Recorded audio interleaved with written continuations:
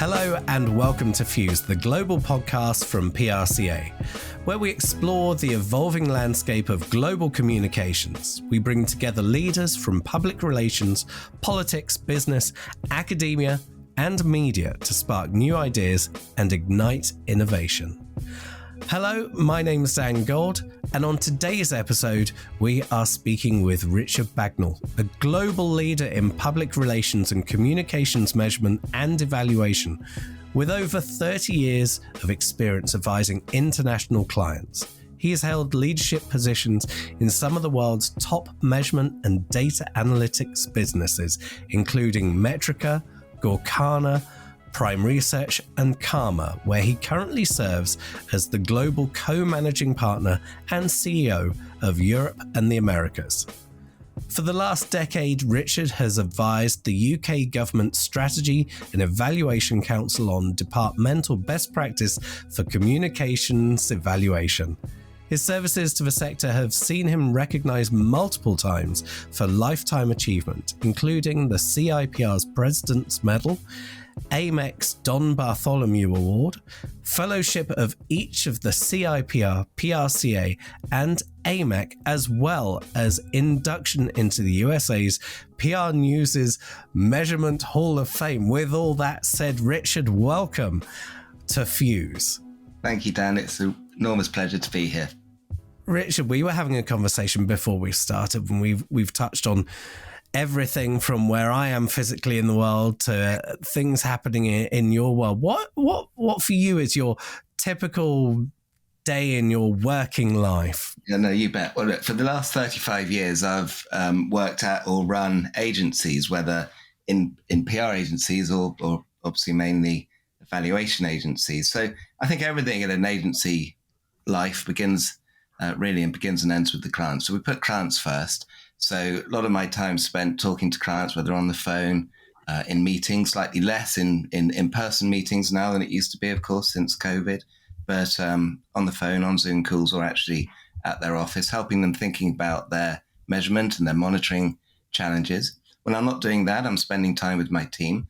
I've got a brilliant team of consultants and experts in the measurement field, and we're working, looking at new products and ideas and innovations that we can bring to the market, talking about different client challenges and talking about helping people to improve and grow and develop within the business. And then I think thirdly, the third bucket of my time is really spent at industry events and networking. I'm very privileged to be able to speak on the public stage a fair amount at webinars, conferences, where I spend my time talking about what best practice in communications evaluation should and shouldn't look like. It's a role that takes me all over the world. At CARMA, we have, obviously I'm the CEO of the American part and the European part of the business, but we're very strong across the Middle East, across Asia Pacific, Southeast Asia, that area as well. And I get invited all around there to speak. And so it's very diverse and enormous fun. I'm very lucky to have that job. So one of the things that I've noticed is that people like us don't really consume the news like regular people. We're always looking for what's behind it. Why is it written in this way? Why have we ... Have you at any point had that communication from friends or family when they just have that look at you or that moment to go, okay, we know, because they've started to pick up or they've picked up for a long time on the trigger points that you go, but, because that's certainly what happens to me on the sofa. Well, I wish I could say a simple yes, but I think, so first of all, mum and dad, bless their cotton socks, very, very much into their late 80s, still don't understand what I do. I think they've always struggled to understand what PR was, and the whole concept of measurement is a whole level beyond that. But when I talk to them about media influence, how it influences their views, their default position is always, well, it doesn't influence me, and it doesn't matter what I say. They won't budge from that. Now, obviously, conversations with my wife, I'm more likely to get that knowing look that you said, Dan. Yes, absolutely. you have obviously made decisions, like we all do, as to the news outlets that are aligned with you, your values, those that entertain, enrich, etc. And like us all, in every interview that we probably do, we all say, well, I take sources of, news from multiple sources, from a bit over here, a bit over there, and then I take a broad view over it, which I know that we all do in our work practice to get that broad, that broadband, that broad view. But for you, whether it's podcasts, live news, streaming, or editorialized, or those in-depth analytical, economist type pieces, what are your primary trusted sources of news for you, Richard, rather than you representing your organization? Yeah, no, absolutely. So I read a smorgasbord of different things. I'm always trying to educate myself, and I'm looking for the highly curated, reputable, and what I perceive as trustworthy sources of news. I still trust the BBC, and the BBC, like many of us in the UK, is the number one place that I go to look at. It's the first thing I look at in the morning. It's probably the last thing I look at night. I like to listen to Radio 4 in the morning. And I like to watch the 10 o'clock news in the evening if I can as well, if I can stay awake that late. In terms of reading news, I read a number of different things, ranging from Bloomberg, The Economist, the FT, but I very much browse and pick and choose what I'm looking at, what I'm reading there. My pleasure as a man in my mid-50s, I have terrible eyesight. I don't really like reading things on screen. So I get a print copy of the Sunday Times, and I'll always make the effort to go to the newsagent and purchase that, bring it home, and then try to work my way through it. Sadly, it normally takes me most of the week to get through all of the different sections because of different demands on my time. But the Sunday Times is a publication that I trust, but I do at the same time look at it with an element of skepticism when I know that one of the correspondents perhaps has got an obvious political agenda. I think you've described my Sundays as going down to the newsagents, pick up the paper, and then take the rest of the week to consume and evaluate all the pieces that I find in it. So it's a very similar journey. I'm intrigued. Your pathway, this focus on evaluation, this focus on, the crossroads between communication, purpose, and, the numbers behind it and the evidencing side, the science side of it. What drove that interest? Yeah, well, how I got into the industry is a pretty strange story. There's no obvious route. It's something troubles me when I think about how I'm going to explain it to my son. Daddy, what should I do for my job? How did you get where you are? So I left university. I did a classical studies degree, so nothing to do with a future job. I thought I might be interested in marketing. I'd had an idea that PR could be something of interest, but I didn't really know what to do. I was very young. I didn't apply my mind, frankly, to what I wanted to do. And I literally fell into a job which was both a curse and a blessing at the same time. It was telesales. It was in the late 1980s, and it was on commission only. And it was for a very small publisher. And if I didn't sell anything, I didn't get paid. It was as simple as that. So I very quickly learned the difference between activity and value. It didn't matter how many calls I was making. If I couldn't phone somebody up and sell them an advert, I wasn't going to get paid, and I had to generate value. And I was working on a whole smorgasbord of random different publications.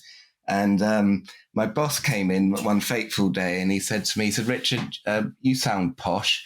I've just got this new book for the Institute of Public Relations on their handbook of members. Would you like to sell the adverts in that and talk to people in the PR industry? And that connected me with something that I'd always thought, well, perhaps PR is something I'd like to do. So I said, yes, absolutely. And that then created a load of sort of sliding door moments, if you like, where I pitched a lady called Nesta Hollis. Nesta Hollis, those of the listeners in the UK of my era will remember the Hollis Press and PR Annual, which way before the internet was like a yellow pages. It was the big directory of every PR contact, every PR agency, every client they had, but also the different media contacts as well. Who were the different journalists with their contact details at all the different publications? It literally was the first connector. It was called the Bible of the industry. And Nesta offered me a job, and because it had a salary, I was going to be the sales manager. I thought, this sounds brilliant. And I had 4 or 5 very happy years there. But I yearned for something more. I wanted to be in PR, and I got an opportunity to join Saatchi and Saatchi's PR agency back in the time. It was early 90s. It was called the Roland Company. I'd had lunch with the chairman. They'd brought the world's pretty much 3 biggest agencies together, merged them, and created Roland. He said I could do with some help on the new business front. And I joined, and I loved it. It was fascinating. It was brilliant. I got to work on different accounts as well as do new business, including the launch of the National Lottery. So I was at the BBC at the launch of that. That was fantastic. And it really gave me a flavor for the fun. And I just knew that I was in the PR industry. I was what I felt like home. Very sadly, sadly for me, Maurice and Charles Saatchi quit Saatchi and Saatchi shortly after I joined. A load of our clients left. A load of our board directors all fell out with each other and left. And the company went through tough times and had to do some redundancies, and that included me. I thought, well, I want to stay in the PR industry, and I worked hard to do so. And I got a job at an in-house charity, but I just didn't enjoy it in the same way that I enjoy agency work. And I thought, I need to leave this. I need to do something. And I saw a fateful advert in the back of PR Week when all jobs, again, way before the internet, were listed in the back of PR Week. And it said, world's fastest growing communications evaluation company seeks a business development manager. And I thought, this is brilliant. This is in the PR space. Someone who can sell, someone who knows the industry, ticks all the boxes. And off I went.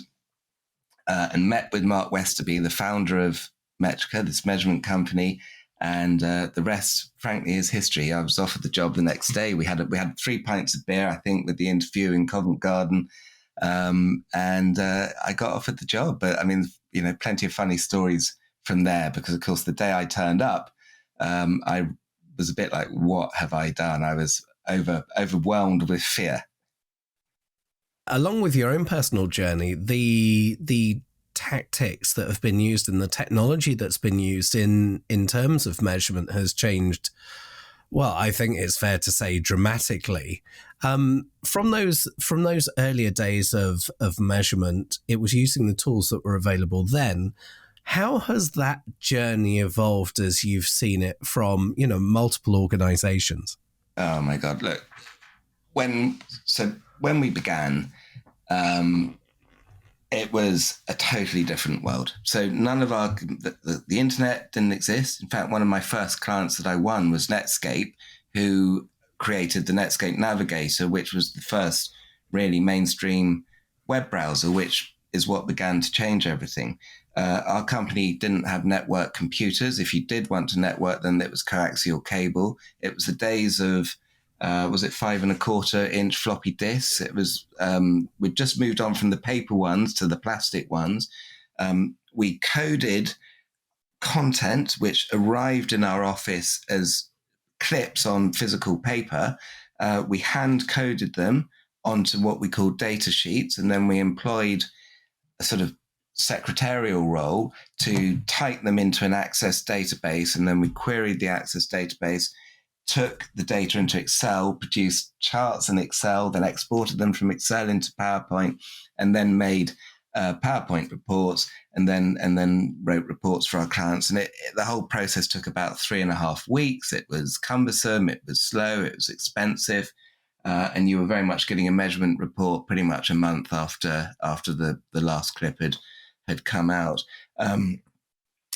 Media monitoring companies weren't trying to do the measurement and evaluation, so they'd send the clips to us. And in fact, my business's first Metrica success, I remember, was how much the postman hated me as he came lumbering up the stairs with growing sacks of mail as we were winning more and more clients. And I realized that, every clip in there was sort of £3.50 or whatever of revenue coming into the business. Of course, all of that's totally changed now. And it has some pretty fundamental questions and issues that the industry has to come to terms with around how it measures, why it's measuring. Is it looking for auditing and benchmarking, or is it looking for insights, which of course is one of the buzzwords at the moment? Give me insights. But do clients, do PR professionals really want the insights, or do they really want an auditing body? Do they genuinely want both? Do they understand the difference? There's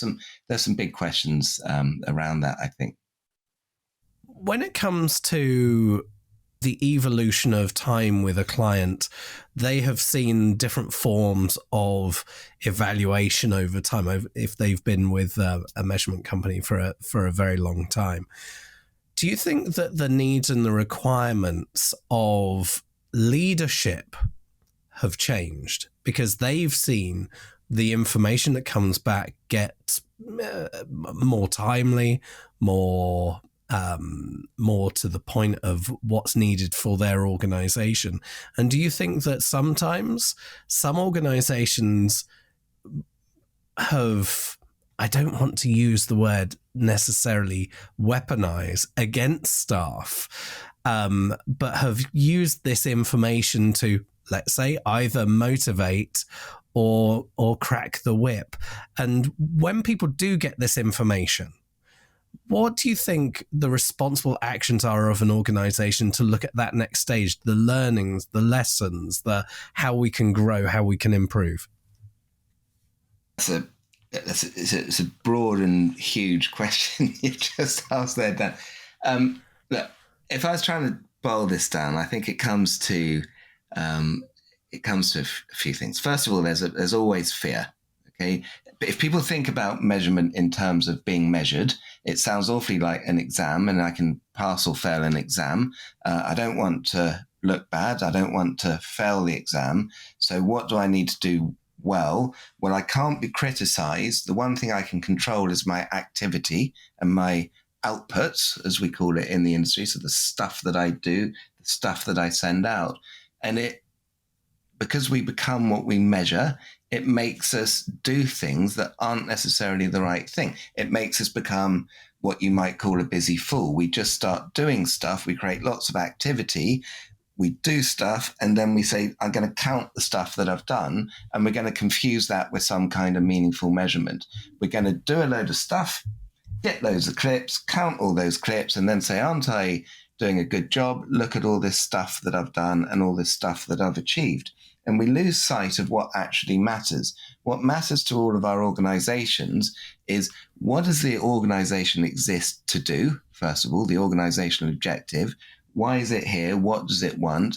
What does it exist to do? How does comms and PR fit within that and support it? And therefore, how do their comms and PR objectives ladder up to the organizational ones?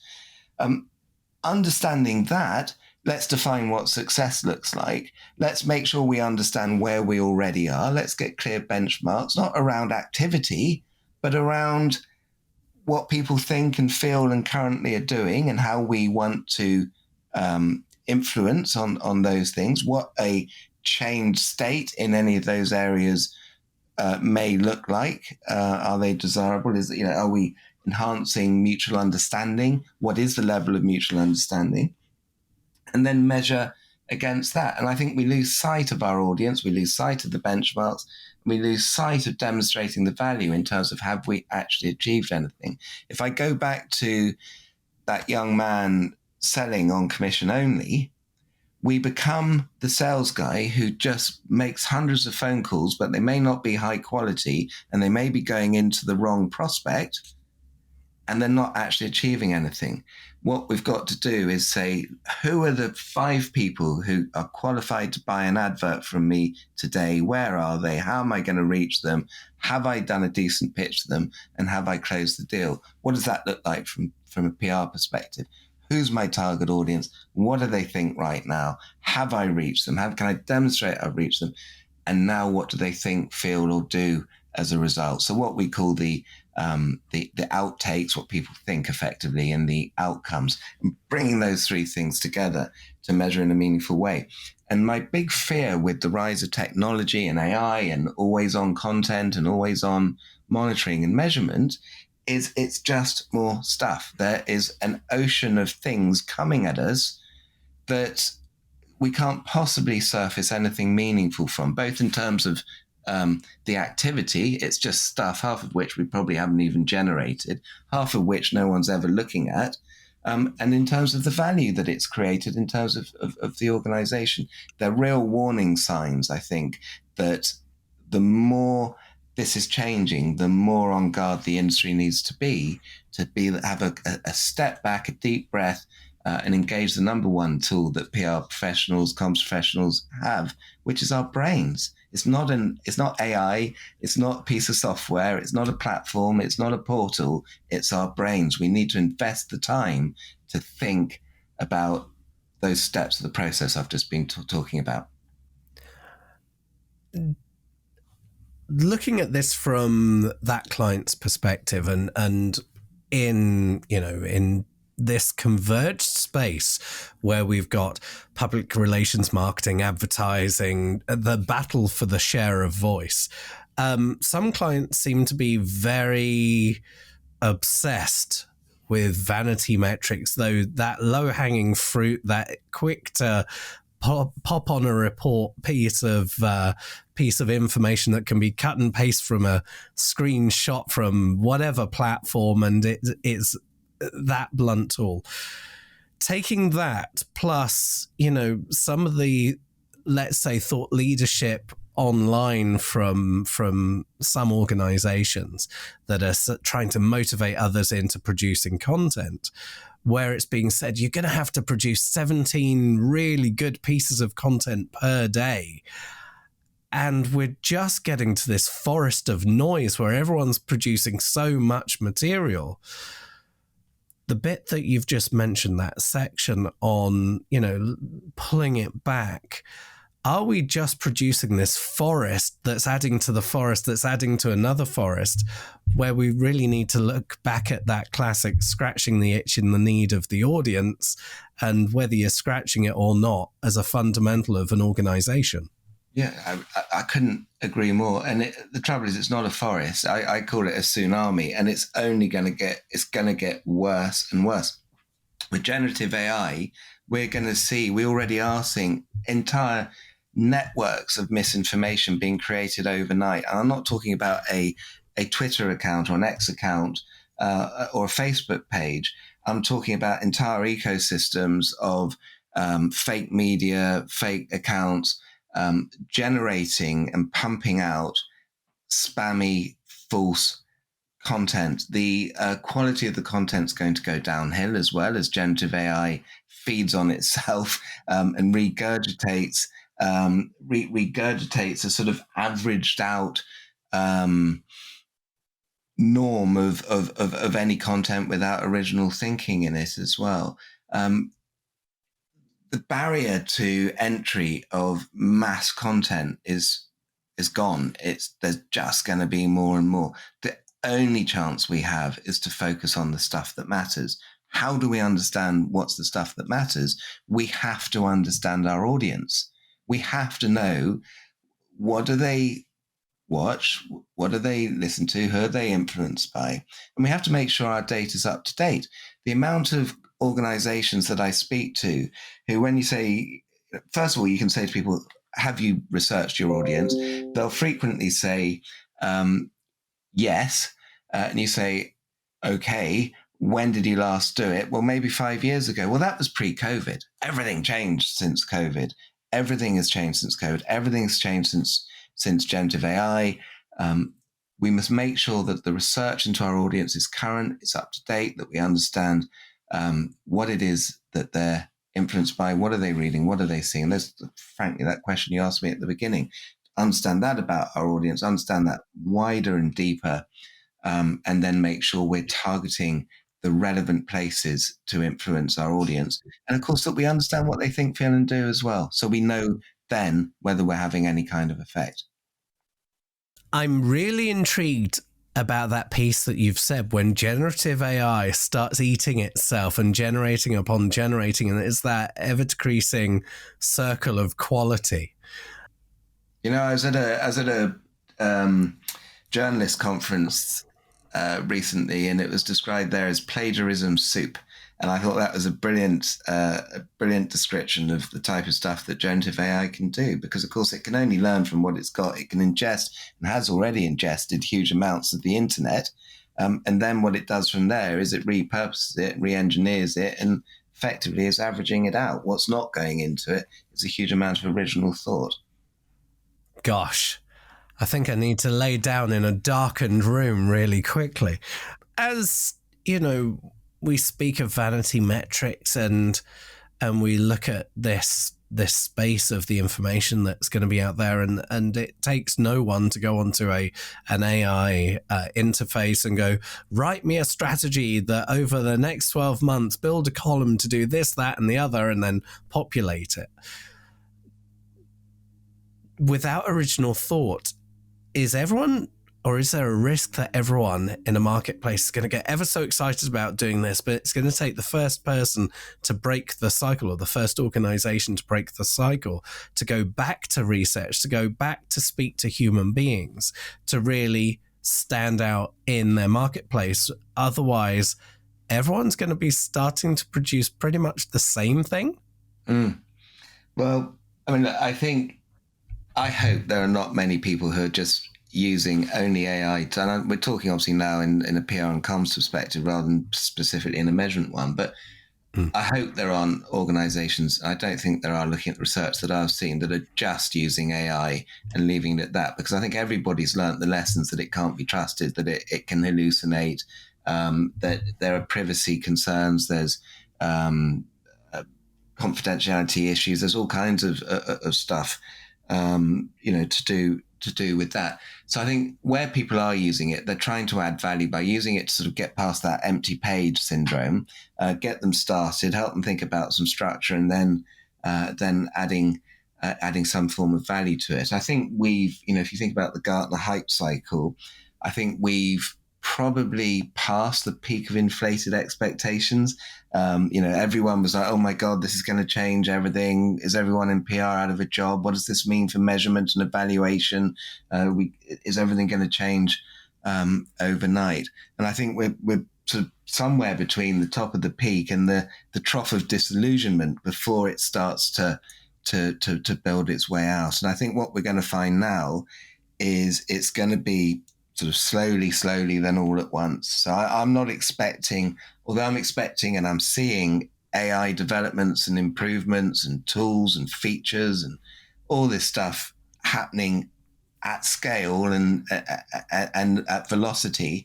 The impact on our industry, I think, is going to be slow, and then whoomph, it's going to happen. And I can't tell you when that whoomph point will be. It could be this year. I don't think it will be this month or in the next couple of months. It could be this year, it could be next year. But at some point, things like when Microsoft Copilot starts to be, it's already its price points come down, it's available to more people. We're going to see a wider adoption. People are going to work out how to use it, and they're going to build it into their workflow. And I think then we'll start to see some big change. So I hope, and the only thing that can separate us, right, from AI is our ability to be human, to relate to people, to understand what someone else might be thinking and feeling, that empathy, critical thinking, relevance, all the things that make us human, we have to capitalize on. Perfect example. I was online and I thought I would ask an AI a question, and it was the rights and wrongs, the morals of hostages and hostage taking. And it just responded with, well, it's a very complicated issue. Maybe release hostages, maybe not. It's difficult. And it was like, what kind of answer is that? just if we can move into a different space, talking of CARMA, what were the industry gaps that you observed that led to the birth of the organization? Yeah. So, well, the organization's had two births, I would say. It's actually the oldest established measurement business on the planet. I believe it was founded in 1982 or 83 out of America in Arizona. The story behind the name, it's a very 1980s name. It stands for Computer Aided Research Media Analysis. So it was in the days, where the big thing was that you did code content into a database. To put that into some kind of perspective, the early days of my measurement business, when I said we didn't have the internet, we didn't have network computers, we had floppy disks and access databases, we were founded in 1993, so a full 10 years after CARMA. And CARMA grew on a franchise model. It grew around the world, but it really had a sort of rebirth, if you like, after it was purchased by a Middle Eastern-based business, and a chap called Mazen Nahawi, who purchased a number of different companies and brought them together and brought the blend of what the modern CARMA is today together at that point. And that was deep expertise and experience and understanding of what measurement is and isn't, and how do you demonstrate value to an organization, but how do you bring that into a modern sphere? How do we do that with great technology as well as great people? So I think, the original CARMA came about because there was clearly a need to measure comms, and no one was doing it. The CARMA today, and when I joined the business 5 years ago, it was all about saying that, there is a gap in this market because everyone is rushing towards platforms and portals and tools, and there's so much stuff to count. People are just counting stuff and they're measuring activity. And the gap is to help clients demonstrate their value. And sadly, since the financial crisis in 2009, the world has just lurched from what just seems to be crisis to crisis to crisis. Crises create uncertainty. Uncertainty is the enemy of CFOs. CFOs across Europe are at their most uncertain that they've been ever, according to some research that Deloitte has done. When CFOs are uncertain, they rein in spending and they look for value. And so the other aspect of CARMA is helping our clients say, how on earth are you going to actually demonstrate your value to your organization, as well as handle all the technological changes that are going on now. So looking at the way that your organization approaches measurement itself, what are those elements that really stand out as CARMA's offer? Yeah. So, well, look, we've got 22 offices around the world. We've got 700 people. So we've got great global strength. We talk about being one CARMA, but I think it's one global organization that can support a client base, but it also has regional expertise and strength as well. So we bring the best of a global structure with regional experts. We've been able to attract many of the world's top experts to the business because people that I've known from my 30 years in the industry, I know who the good people are. My colleagues know who the good people are, and they're looking for an organization which is going to value the value that they can offer. As I was saying, there's been an influx of a lot of private equity, venture capital money into the marketplace. And these sort of people are interested in short-term turning businesses quickly and selling them on again within 3 years. And they're looking for repeat subscription-based revenue. That kind of dumbs the market down a bit. It makes it more into this portal-based, automated counts and amounts type stuff. And consultants and larger accounts where it's about helping people with value isn't really the business model that they're looking for. So that, if you like, creates a gap that CARMA's been able to fill, of being the organization that can measure in a meaningful way, that can help our clients as they grow globally, or if they want to focus on a region, wherever they are on their measurement journey, if they're just stepping out and they just want some some basic monitoring. We're content independent, so we invest a lot into sourcing content ourselves. But then we've got great tools and technology to help measure content in an automated way using AI, etc., as you'd expect. But then we have the full service where we can support the most complex organizations in the world to really demonstrate their value. And I think, it's been great for me on this journey over the last 5 years is we've taken the business from one that, had largely been forgotten in Europe and was very much, I'd say, on the back foot and was a shell of its former self. And we've taken it to one which competes with all our competitors toe to toe. I think, there's a lot of respect in the marketplace for it. And if you look at AMEC awards just this year, we won 16 awards, 11 golds, and it included the Large Company of the Year. And that to me, I thought was real, validation of what we've done and where we're going. Now, if we could just talk about AMEC just for a second, there's, obviously recognizing your Lifetime Achievement Awards and the fellowship and everything like that. Your perspective on the industry associations and their roles, whether it's PRCA, CIPR, etc. What's your view on their roles in elevating that measurement conversation and that best practice for the whole industry? Yeah, I mean, look, critical, absolutely critical. One of the things I've always done is given a significant portion of my time to supporting the different trade associations.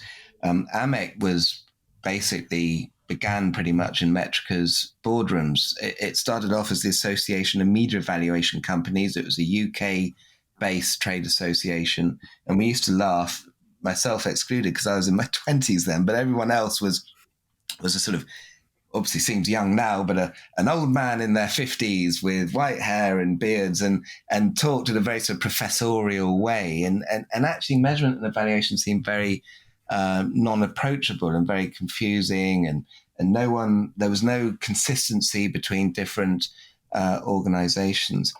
I was actually against Metrica joining AMEC. I remember saying to Mark, my business partner, I don't think we should join. He said, we should, because we're going to help everyone be better. I said, why do we want to do that? He said, because a rising tide will lift all ships. And he just kind of ignored me and joined AMEC anyway. But it was the best thing that we ever did. And obviously I spent 6 years as its chairman. I was the lead behind the AMEC Integration Evaluation Framework, and which has gone on to become acknowledge global best practice in how to measure comms and how to get to value.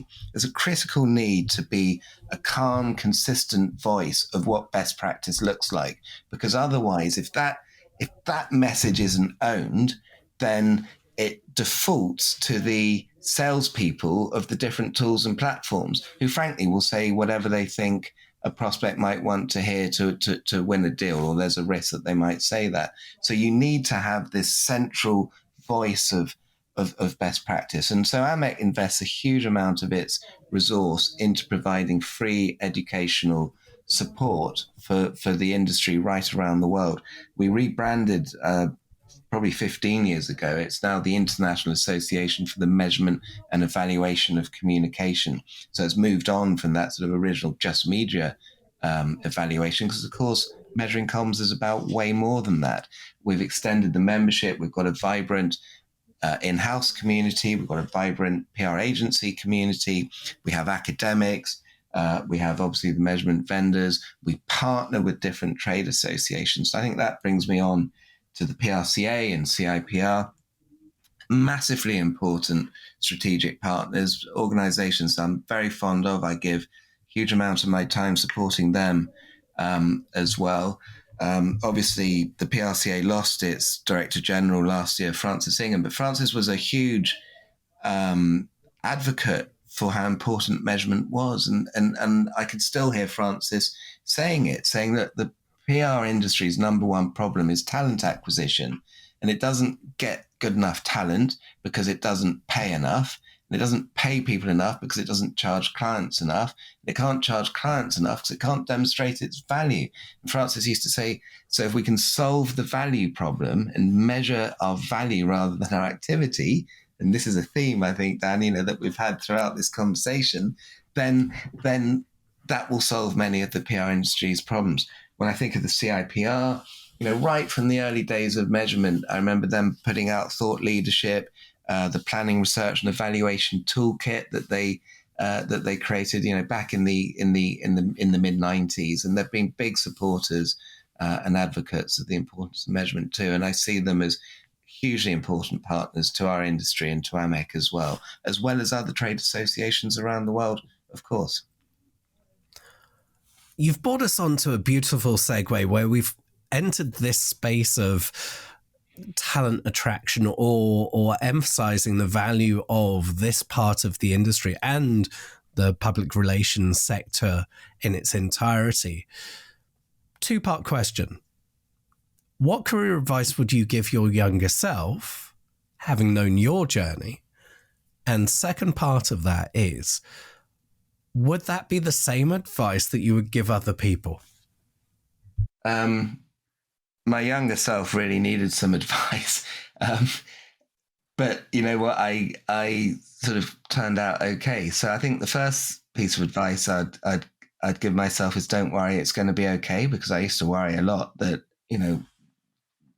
what was I doing and where was I going and what would I end up as, and sort of, would I be okay? And so the first piece of advice would be, don't worry, it will be okay. The second piece of advice would be, look, when things go wrong, they're often sliding door moments to opportunity. And what's going to matter is how you respond and react to it, not that you dwell on it. You have to be able to take the knocks and be able to move on. I'm quite a sensitive person. I can be quite emotional.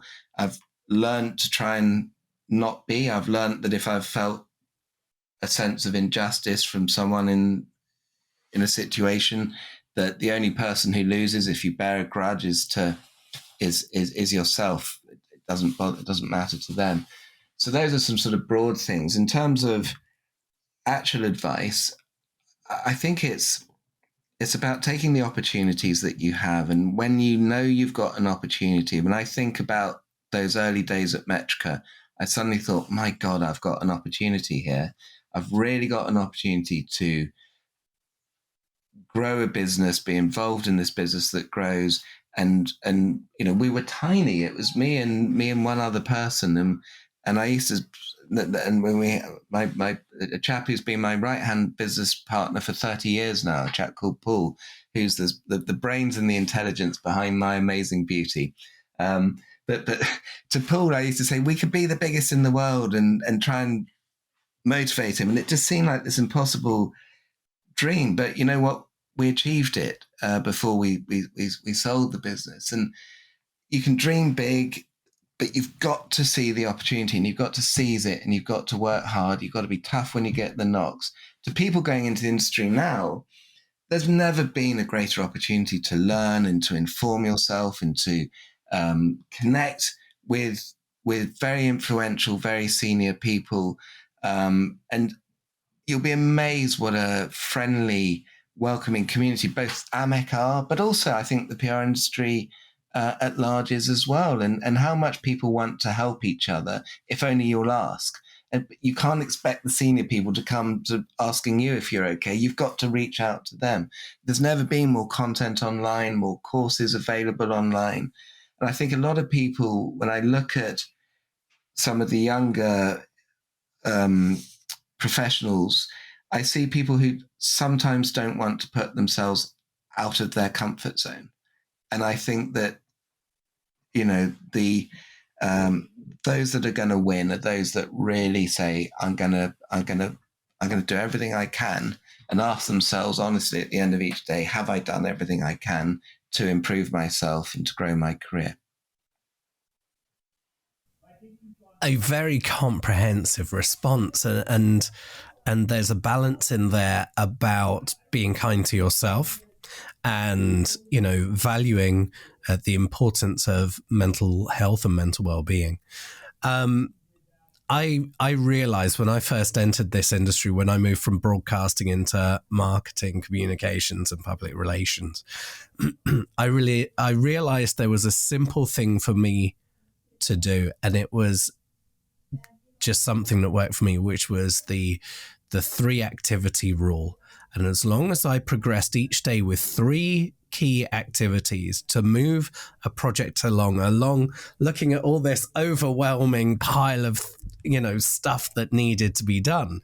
If I could go, okay, have I achieved the 3 things today that I set out to?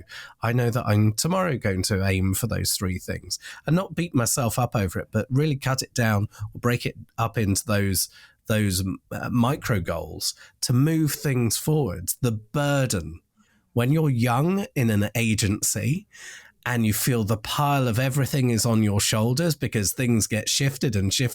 But then when you ask for that level of responsibility to make decisions, it's not necessarily there. You feel, well, I'm doing all this grunt work, but nothing else.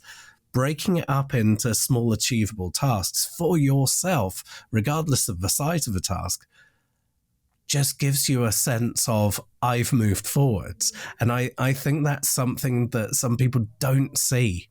No. Well, Paul always says to me, how do you eat an elephant? 1 bite at a time. It's absolutely right, isn't it? But I love that, Dan. I think that's really good advice. As we come to the close of this episode, and thank you so much for participating in this, when it comes to industry thinkers, or when you look at industry material, items that have influenced you, a book, a resource, a podcast, a lecture, whatever it may have been, could you name something current or historically that really gave you an aha moment that made you go, oh? Well, I think, again, here I've got sort of 2 perspectives on it. Stuff in the industry and stuff at a wider human level, if you like. Stuff in the industry, great influence on my life. First of all, that sales experience was critical. It taught me so much it taught me skills that are just matter to humans as well as to being a professional. I was very lucky when I was that young sales guy that I was taken under the wing of a woman who I just hold in the highest regard, a woman called Angela Healin, who was CEO of a very large PR agency that isn't around anymore, but was called Charles Barker. Those of us of a certain age might remember Charles Barker. And Angela used to always make time for me, and we'd have lunch together, and she'd, I just looked at her like a god, and she'd tell me these tips, and she'd remind me that, she'd say to me, I'd say, like, how do you make these incredible speeches? And I'd say, you're so good. And she'd say, but I was really nervous. And I remember one time she said to me, if I don't feel physically sick before I speak, I will think it's the time for me to retire. And I get nervous before I go on the public stage, but I take that, what Angela said to me all those years ago, with me, and remind myself that no one else can see and it doesn't matter. And that just shows that I care. And, that's what she used to say. And Angela was a terribly kind person to me. And that I try to pay that forward. I think we should all pay stuff forward. In our industry, I look at people like Don Bartholomew. He sadly passed away now, but he had a blog called The Metrics Man. He's an American, obviously. And Don and I did a lot of work together on Amex social media measurement frameworks. And he and I conceived the original thought around the integrated evaluation framework. And a large part of me delivering on it was a sort of promise to him in a way. But we've got great thinkers as well now. Professor Jim McNamara, we've got Katie Payne in America as well, who just bang the drum of what, how do we get to value? How do we measure it in a meaningful way? How can we be that human voice? I've always tried to be the human voice of measurement and evaluation. Things that influence me, if you like, I look for sort of people who've just done good things. And Dame Deborah James, I think, who was somebody in the UK who did a huge amount for bowel cancer. She got diagnosed with bowel cancer, and she became known as Bowel Babe, and ended up raising, millions of pounds. Sadly, she's passed away, but she had a podcast. and just did so much. And she showed bravery and resilience in the face of adversity to deliver on a message that mattered. And things like that I find really, really inspiring. I'm going to take you back. I know that we're right at the very end of this, but I'm going to take you back. You mentioned for young people coming into this industry, or those who are just, finding their feet, that there's really never been a better time. And I would encourage people to really lean into this, because the opportunities we have now, whether it's via LinkedIn or someone's X or Twitter account or whatever platform they're on, or maybe you see someone at a conference and their contact details are there. You can, take this as license. You can reach out to them. You can say, is it possible to go for a coffee? Would you have time to ... And what I have found with this industry is there are so many people who have a sense of generosity to nurture and help that next generation, because I think we are custodians of this industry, and supporting that next generation, no one wants anything to collapse and fall to pieces. So there's also a level of our collective responsibility to be there, to listen. And you've mentioned that, that mentoring, conversation, that relationship. I didn't necessarily find it within organizations historically that I'd worked for, but I reached out to people in different sectors. In fact, I reached out to, when the agency I worked for got purchased by the Economist Group, I reached out to someone who worked within that organization. I said, hey, we've just become a part of the same organization. Would it be possible to go for a coffee? And I can tell you, over a series of 5 or 6 coffees in various coffee bars across London, it was truly an insight to help me decide what that next phase of my career could be. Rather than looking at it as a job, it was that career space thing.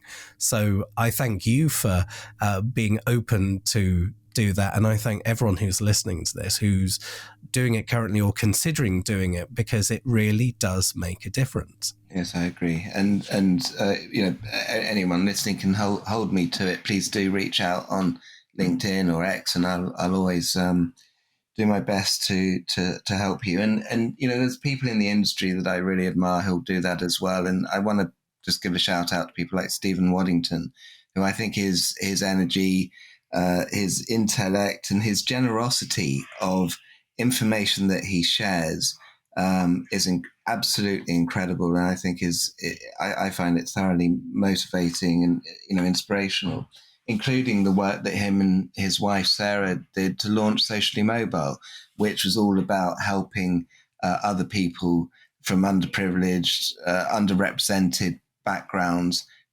improve themselves. I think it's the most amazing thing. And make sure you look up WODs as well. Richard Bagnall, thank you so much for joining us here on Fuse. If people wanted to find out more information and to get in touch, you've already mentioned that you're on LinkedIn and X. And if people wanted to find out more about what CARMA does, where could they find that information? So obviously on the internet at www.carma.com is our homepage. Thank you, Richard, so much for taking the time to contribute to Fuse from PRCA.